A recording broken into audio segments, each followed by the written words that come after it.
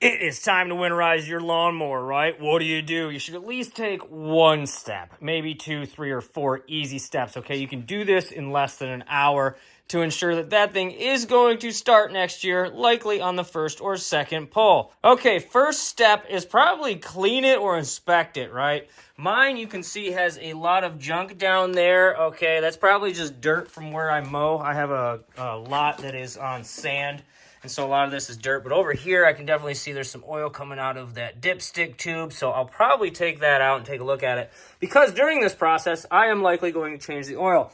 Why am I going to change the oil? Because when's the last time you changed the oil on your lawnmower? You should at least change the oil on your lawnmower twice a year. At least twice a year. Lawnmowers like this do not have an oil filter. So any contaminants, like all the crap you see hanging out on the deck that gets in there, will just be ruining the internals of your engine if you don't change this out often enough, okay? They do not have filters. So, I can't stress that enough. You probably want to change the oil, okay?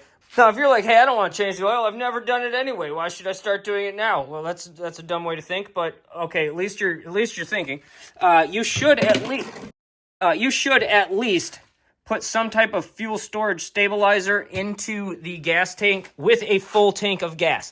And then you need to also run the lawnmower for like a minute so that all that mixes up and gets in there and starts distributing through the fuel lines and such, because what you don't want to do is just pour stuff in there and then it's all going to glug itself to the bottom and possibly turn into like a weird gel and clog up the carburetor. So do not do that, okay? You want to run it if you're going to put a fuel stabilizer in there. Some people will say, just run it until all the gas is gone and then store it like that. Problem with doing that in my area, or if you're in a really cold climate.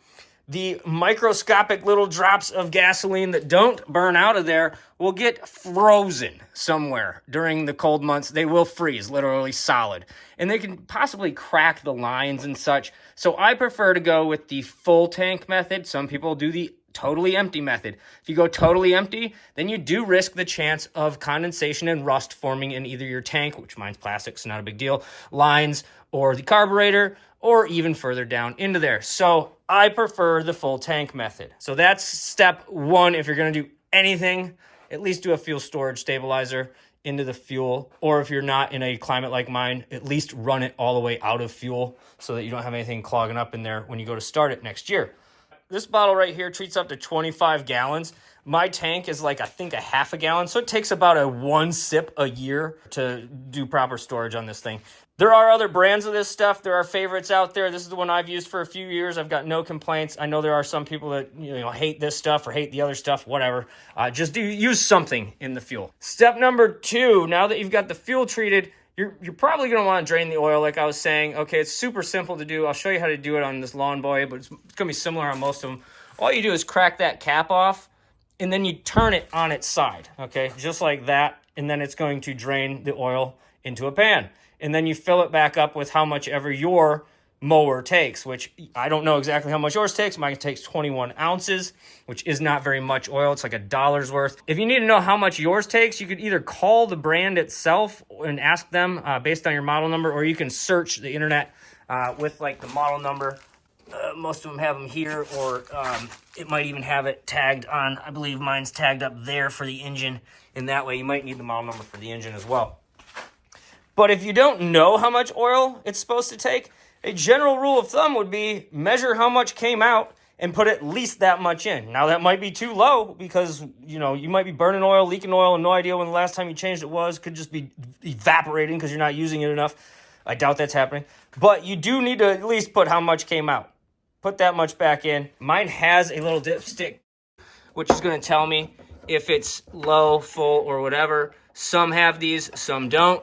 That's a good way to indicate how much is in there. Another little hack I like to do, I write how many ounces my oil takes because I don't want to have to look this up every time. So 21 ounces of SAE 30 oil is going in there for the wintertime. Going along with step number two is I like to add a little bit of Marvel Mystery Oil, especially on smaller, older engines like this. It just kind of helps everything, I don't know, not stick together or whatever. If you're a believer in this stuff, you know exactly what I'm talking about. If you've never seen it before, there really is a mystery in there. I've never really heard any complaints about it. What's interesting about this stuff is you can add it to the oil or the gasoline. It says right on the back, it really just takes a sip. You can add 4 ounces to 10 gallons of gas, or you can replace up to 20% of the oil in the crankcase with this Marvel Mystery Oil. So I usually tend to just run it in the oil itself. Step number 3, I think it is, if we count the last one as 2. Step number 3 is a critical one. I recommend taking the spark plug out. Okay, take the boot off. Sometimes those can be a little stuck. Take the spark plug out and spray a little WD-40 in there, and then also spray a little bit on the side of the spark plug that's inside of the cylinder. And then you can also spray a little bit of WD-40 on that if you want to. WD-40 is non-conductive, so it's okay on electronics. And why am I taking that spark plug out to spray on the inside of that cylinder wall? Well, because it lubricates the cylinder wall, and it's going to stop the ring from sticking and the piston from sticking, which is going to make this a lot easier to start next spring when nothing's stuck and bound up in there. If you've ever pulled on this string and it doesn't pull at all and it yanks your shoulder out of the socket, it's usually because either that recoil is broken or because your cylinder wall has fused together with your pistons. It's not moving anywhere. A little spritz of WD-40 can help prevent all of that, and I'm talking just a little spritz. It doesn't need much. Let's get this party started here. I'm going to add some of the stabilizer here. It is, what's it say? So it's 1 ounce per 2.5 gallons, and I've got a half-gallon tank there, if that. So I'm not even going to put an ounce in there. I'm probably going to put basically a cap and a half of this size right here in that. And I don't know if that's an exact measurement, but that's what I'm going to do. It's only going to take about 1/4 of an ounce or whatever, half of an ounce, and it gives you the ounce labels here, but I'm going to barely do any of that. Seriously, I think it's about a capful that I'm going to need in there. I'm just going to eyeball it. That's probably good. Might be a little over, but now what you want to do, this is the step that you really want to make sure you don't mess this up. You want to run the machine. You want this stuff to mix up in there. If you can't run the machine, you might want to see if you can bounce it back and forth a little bit or whatever while it's sitting here so you can get that to slosh around. So I'm going to take this outside off camera, run it for about a minute, and then I'm going to bring it back in and drain the oil on it because it'll be nice and warm. So I'll show you how to change the oil in just a second. Just brought it in from running for about 2 minutes there after I put the stabilizer in the tank. So now the gas is stabilized. Now I want to get that old oil out of there. Like I said, when's the last time you changed your oil? And these do not have oil filters. So the oil is very essential on these. You need to change it more often than you think. So in order to change the oil on this one, some of them might have a drain plug. Mine has just a fill and drain. So I take this out, okay? So once I take this out, I have to tip the machine to get the oil to go in there. Let's see if I can get this right on the first try. One thing to watch out for if you decide to do the gas treatment before you drain the oil is that the gas might leak just a little bit. Now, it's not pouring out, so I'm okay with that. What you hear is actually the oil coming out of there. I'm probably going to let this sit here for a few minutes while it drains all of its life juices out of there so I can study the oil, which I'm assuming has a lot of contaminants in it anyway, so I won't be surprised when it's got a whole bunch of junk in it. Stick with me. I'm going to show you the final couple steps in just a second, which will involve how to actually store this machine once it's all set up with fluids. So I'm going to put some 10W30 in there. The 10W part doesn't really matter because I'm not going to run this machine in the winter. It's the 30 I want to know about. Okay, so I'm going to put 20 ounces of that plus 1 ounce of the Marvel Mystery Oil for my 21 ounces that's going in there to be its winter lifeblood. I tend to use these quite a bit. They are mixing cups for painters. You can find these at most automotive shops. However, I use it for measuring out most fluids because it's nice and they're, easy to use. So there's my 20 ounces. Now I'll add 1 ounce of the Marvel Mystery Oil. Marvel Mystery Oil. 1 ounce of the mystery going in. There we go. We're all set up. I'm going to get my funnel and pour that stuff right into the crankcase. If there's one thing I recommend at this stage, it is to pour slowly. Don't be that guy that ends up with your oil change all over the ground, okay? This is not a race. If it starts filling up the entire hole when you're pouring it down the funnel, see, I'll show you. It kind of creates like a bubble and will glurb at you. Blurb. Watch, it'll try, well... You want to avoid that big bubble. You just pour slowly enough, you'll avoid that big bubble. All right, so there's my 21 ounces that went in. We'll leave it just like that to kind of drain itself in there. Then we'll close that up. Oil's all filled up, cap's back on. Definitely don't forget to put the cap back on, otherwise you're going to have a monster issue next year. Probably run it again so that oil distributes itself. That'd be smart, wouldn't it? Let's take a look. Here's the oil that came out. Here's the oil that went in. You can see the color of the stuff that went in is almost like lighter than honey. So after just a few mows this year, let's see, I might only had, I think 2 mows, maybe 3 starts. I mean, look at how black that is. This is very fresh oil. If you haven't changed yours 2 or 3 times this year, it's going to be worse, blacker, and probably less oil than that. Remember, I said it takes 21 ounces. Look how much came out. It's about 16 ounces that came out of there versus the 21 that I needed. So not only does it burn oil and use oil, but blackens it up fast. So make sure you check your oil on your machines. Okay, so you've treated the gas, and now you've treated the oil to a fresh oil change. That's beautiful, right? Now, I would say you want to get into the spark plug area, pull the boot off of there, and now we're going to take the spark plug out and spray inside the cylinder walls a little bit of WD-40. And why? This is because you don't want the piston rings or the piston itself or the cylinder walls getting any moisture in there and creating rust or some type of crusty diversion that's going to stop this thing from starting next year, so that when you pull this thing, it's not going to stop right there. That's when you got something stuck in the mix. And a lot of the times it's a piston or a piston ring that's just fused itself, and you can prevent all that by taking that out, cleaning the spark plug off just a little bit, and spraying a whole bunch of WD-40 in there. I'll show you how to do that right now. Couple of tools I really like using whenever I'm working with spark plugs is a rotating head ratchet, because you can break it free like this once you got all the torque and all that, and then you can rotate it just like that and then run it kind of like a speed driver, get it out of there as fast as you can. That makes it super easy, especially if you're in tight clearance. And this thing here is a magnetic spark plug socket, not the rubber boot style. The rubber boots tend to go missing. This is magnetic, so especially if you're working upside down or going against gravity, here it's going side to side, not big of a deal. But I really like using this combination when it comes to spark plugs, because I got broken loose, like I said, and now I can just whiz that thing out of there. Okay, now it's out. You can see the spark plug itself is a little dirty on the top. You can spray that with WD-40 and hit it with a light brush. I'm also going to spray WD-40 in there, like I said, to lubricate the cylinder walls and all that. This is the two-way spray. I like this one because the straw never goes missing. It's kind of right there and it's permanent. So it sprays out there or it sprays out there. So I'll use that and just kind of... Okay, got enough of it in there, I think. And then on this thing here, you can kind of just spray it with a little WD-40 and then hit it with I'm doing a plastic brush. I don't think you want to use a metal brush. Maybe the brass ones are okay.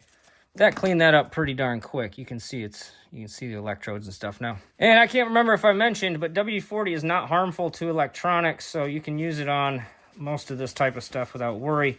Do your research, though. I don't know everything about everything. And while you're messing with the spark plug, it'd be a good time to check the number on it. All spark plugs should have a little identification number on it, and that should match the type of spark plug that your engine needs. If you need to cross-reference that, most manufacturers do have what spark plug their engines take listed on their website. And a lot of the times, people will run the wrong spark plug and then wonder why their machine never wants to start or idle or run correctly. And it's because somebody along the lines just picked up any old spark plug, threw it in there, and hoped for the best. And while you're looking at your spark plug, maybe see if it has a brand name on it. This one's Champion. There's another couple brands out there that are highly recommended. And then there's a bunch of cheap ones that you can find on like Amazon and stuff that just basically are trash. Like sometimes the mom and pop shop size hardware stores tend to have a really good person that can help you find the right one for your machine. I tend to put them in hand tight. Okay, I can't twist it anymore somewhat because there's lube on my hand. Yeah, the lube on my hand. After it's hand tight and, well, I can't spin it by hand, I get my ratchet on it and I give it like maybe a quarter turn. So you see, this is no turn yet. And I'll go, yeah, that's probably even too much. I'll go to there. I'm not going to twist that anymore because this is probably an aluminum head. And if I twist that a lot, I'm going to strip the threads in there. Bad idea. Just get it hand tight, then a little bit of a twist. You do not need to go tight on those. I'm also going to spray just a little bit of WD-40 on this thing here to keep the rubber boot nice and lubricated and stop it from dry rotting in the wintertime there. Go ahead and plop that back on. Make sure it gets a nice click. One step that might get overlooked is cleaning things up, but this can go a really long ways into helping you next year either diagnose something that didn't go right or just have a nice cleaning machine. You don't need all that gunk on there. For gunk removal, I'm going to use these tub of towels. They can definitely get the junk off all your stuff, too. Check this out, okay? This is me going in without anything sprayed on there. It's just this tub of towel. I'm sure you can see the work it's already doing. Look at all that stuff that's come off. Look, there's green under there. Look at all that. Wow. Okay. And there's actually a silver motor under here somewhere. Use a dry one to get all the nasties out of there. So in order to get the real nasty stuff off, I took it outside, sprayed everything with Simple Green, let it sit for about 5 minutes, and then hosed it off with my garden hose. And it came out looking real clean. So I'm going to let this sit here and dry. I'm going to spray a couple of the components with WD-40. Anything that moves around, I'm going to spray with WD-40. And you can see this deck right here is, well, very patchy with rusty crusties. And I'm going to spray the deck and the underside of the deck as well to hopefully stop any of that corrosion. And once it does dry out a little bit from the water that I've sprayed and cleaned with, I am going to cover the whole thing with this clear plastic bag right here. This is a recycling bag. You can find them at most hardware stores. And the reason I'm going to do this with a clear one over the top of the engine like this, okay, is that I can now visually inspect this thing for any critters that would be getting in there while it's been stored. Because if you don't know, critters seem to love getting inside of up in here and stuff and chewing on the cord. And another great thing about using a bag is that if you want to put like some type of deterrent on there, mothballs or whatever on the inside of this, it'll be so concentrated on the inside of this bag that anything that gets inside of there will not be able to stand it. So basically something like that, you know, get a little jimmy cap for your lawnmower, you know, just make sure you get the right size. Bigger mowers need bigger jimmy cap, you know what I'm saying? If you have to store it outdoors, I'd recommend you elevate it a little bit so that the bottom's not like getting all the grime and grit and snow and whatever up under it and ruining the deck. That's probably what happened to this through the years. I would at least get some 2x4s or something, maybe get it up even a little bit higher. And don't forget to spray like the throttle handles down and stuff a little bit with the WD-40 just so none of that will freeze and rust and, you know, stick with ice and such on it, because if all that gets in there and on there and whatever, that's when these machines start to take a beating. And if you can avoid that with just a little bit of WD-40, an oil change, some stabilizer, you know, just a nice cleaning every season, then you're good to go. Like, this thing's going to last me another 20 plus years. If I can make this thing last this long, you can make yours last a lot longer, believe me. If you're looking for more videos on lawnmowers and small engines, I've got a lot of videos showing how to change spark plugs, do the oil change more specific. And if you're looking for that playlist, it's right here. Follow along. This video has now been terminated.